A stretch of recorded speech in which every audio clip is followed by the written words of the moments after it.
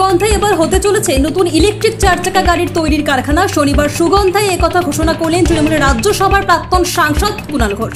সুগন্ধার সাইনোসোর company শীঘ্রই ওই electric 4 চাকার গাড়ি উৎপাদন শুরু করবে। এদিন একই সঙ্গে উদ্বোধন হয় সংস্থার নতুন টিভোস ইলেকট্রিক 3 হুইলারের। উপস্থিত ছিলেন মন্ত্রী জাভেদ খান, উজ্জ্বল বিশ্বাস প্রমুখ। সিঙ্গুরের টাটাদের ন্যানো কারখানা চালু না হওয়ার আফসোস এবার মিটতে চলেছে। টাটাদের ন্যানো কারখানা না হওয়ার জন্য এখনো রাজনৈতিক তরজা চলছে। সেই সব বিতর্কের অবসান এবার ঘটতে চলেছে নতুন এই ইলেকট্রিক 4 চাকা গাড়ির কারখানার ঘোষণার মধ্যে দিয়ে। এদিন কুণাল ঘোষ নতুন এই কারখানা তৈরির কথা ঘোষণা করে বলেন, এর ফলে এই এলাকার অর্থনৈতিক মানচিত্রই বদলে যাবে। বহু বেকার যুবক যুবতী চাকরি পাবে, ন্যানো কারখানা না হওয়ার আক্ষেপ মিটবে। তিনি জানান, কারখানা গড়তে রাজ্য সরকার সর্বতোভাবে সহায়তা করবে। আগামী বছর জানুয়ারি মাসে নতুন এই ইলেকট্রিক 4 চাকার গাড়ি বাজারে আসবে। উল্লেখ্য, হুগলির সুগন্ধার এই সাইনোসোর কোম্পানি ইতিমধ্যে বিএলডিসি ফ্যান তৈরি করেছে, যা ইতিমধ্যে বাজারে ব্যাপক বিক্রি হচ্ছে। এদিন কোম্পানির নতুন ইলেকট্রিক 3 হুইলারের আনুষ্ঠানিক প্রকাশ করা হয়। সংস্থার পক্ষে সম্রাজ্ঞী ঘোষ বলেন, বাজারে যে ইলেকট্রিক 3 হুইলার বা 3 হুইলার চলছে তার থেকে অনেক কম দামে পাওয়া যাবে এই ইলেকট্রিক 3 হুইলার। আধুনিক ডিজাইনের এই গাড়িও অচিরেই বাজারে দখল করবে বলে জানান তিনি। নতুন এই ইলেকট্রিক 3 হুইলার আমাদের ডিলার নেটওয়ার্কের মাধ্যমে সারা বাংলায় ছড়িয়ে দেওয়া হবে। এক্ষেত্রে আমরা জোর দিচ্ছি দামের উপর। প্রথমত, মধ্যবিত্তের কথা মাথায় রেখে দাম রাখা হবে সাধ্যের মধ্যে। দ্বিতীয়ত, যেহেতু এটা ইলেকট্রিক গাড়ি তাই চার্জিং টেকনোলজি এমনভাবে করা হচ্ছে যাতে অন্তত 18 ঘন্টা চার্জ থাকে। তৃতীয়ত, জোর দেওয়া হচ্ছে গুণগত মানের উপর। আমাদের কারখানা থেকে সমস্ত রকম পরীক্ষা করার পর সরকারি সার্টিফিকেট নেওয়ার পরে বাজারে তা ছাড়া হবে।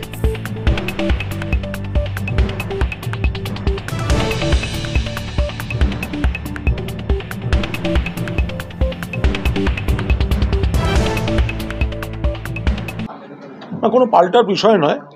এখানে সাইনোসিওর বাঙালি সংস্থা, বাংলার সংস্থা এবং মহিলা পরিচালিত সংস্থা, তার যে দুজন মূল কর্ণধার, একজন সম্রাজ্ঞী ঘোষ, একজন সম্পূর্ণা ঘোষ।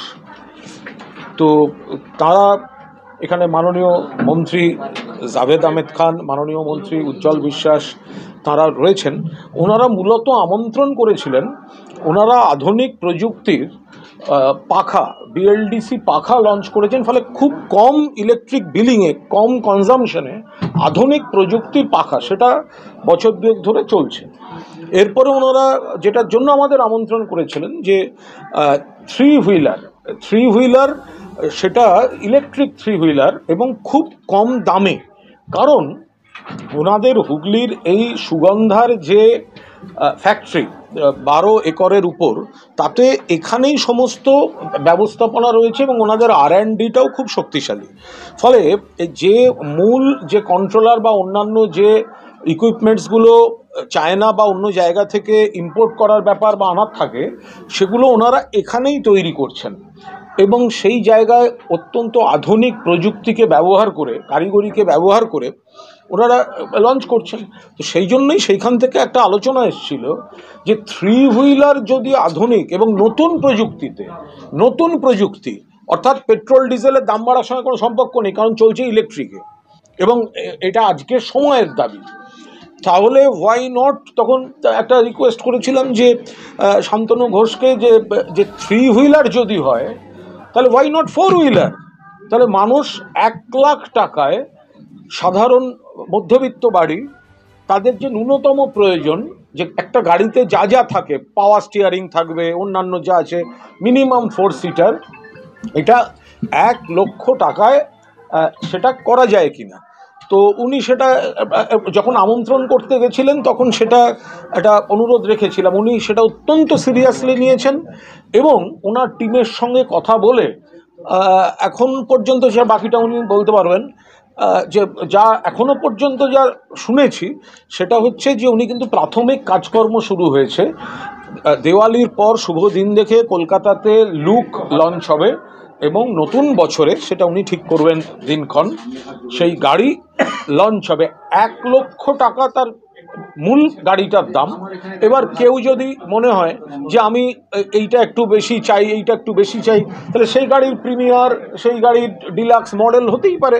কিন্তু সাধারণ মানুষ 1 লক্ষ টাকায় তার একটি নিজস্ব গাড়ি পাবেন এবং যে গাড়িটা আজকের সময়ের গাড়ি, অর্থাৎ আগে যে গাড়ির কথাটি শোনা গেছিল তার থেকে আধুনিক প্রযুক্তির গাড়ি, পেট্রোল ডিজেলের গল্প নেই।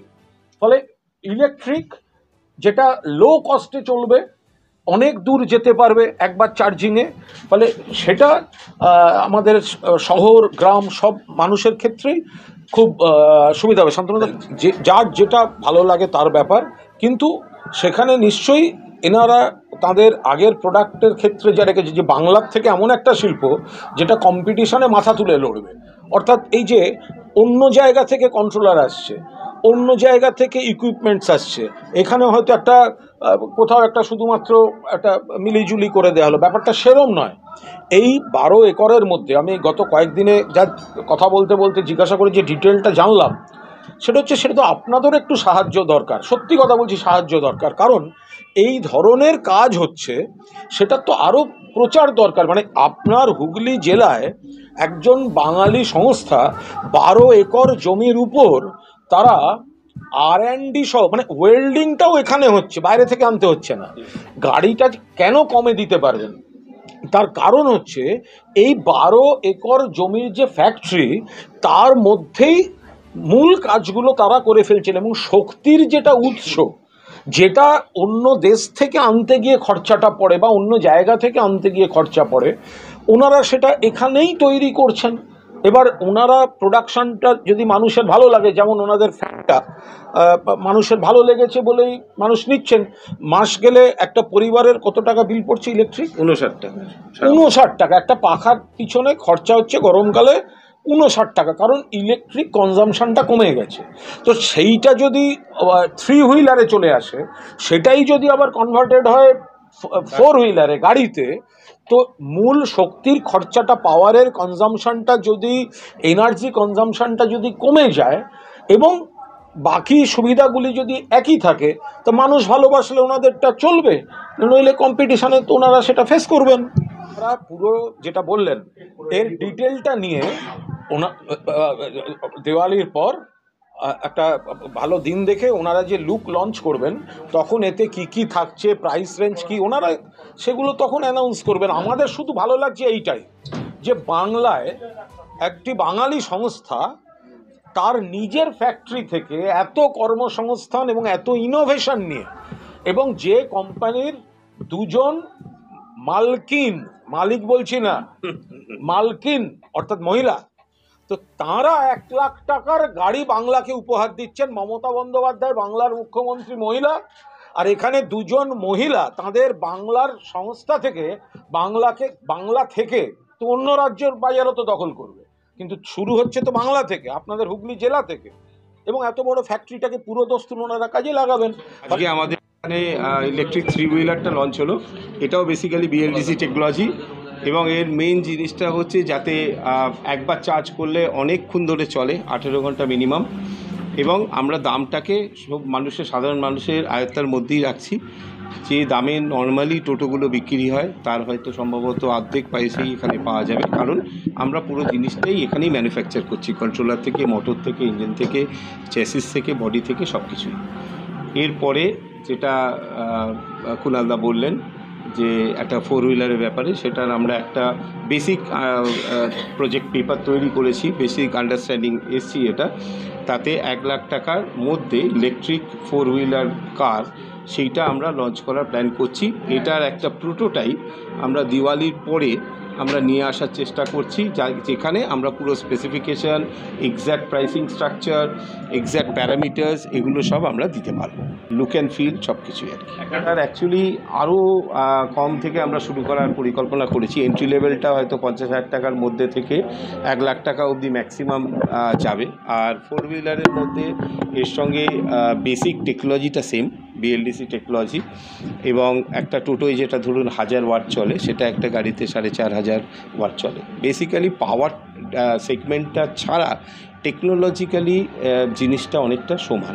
এবং যেহেতু আমরা পুরো জিনিসটাই নিজেরাই আমরা ইলেকট্রনিক্সের কাজ করি এবং টেকনোলজিটা পুরোটা নিজেদের, আমরা যেহেতু মেন কন্ট্রোলারটা ম্যানুফ্যাকচার করি, মোটরটা কমপ্লিটলি ইনহাউস করব, অতএব অনেকটাই আমাদের নিজেদের কন্ট্রোলের মধ্যে থাকবে আমাদের R&D টিমের ওপর।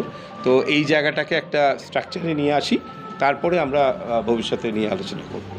এই ভিডিও সম্পর্কে আপনাদের কি মতামত অবশ্যই জানাতে ভুলবেন না আমাদের কমেন্ট বক্সে। এছাড়াও আরও ভালো ভালো ভিডিও পেতে চোখ রাখুন জনতা এক্সপ্রেসের পর্দায়। এই ভিডিওটি ভালো লাগলে অবশ্যই শেয়ার করতে ভুলবেন না। জনতা এক্সপ্রেস, জনতার মনে, জনতার কণ্ঠে।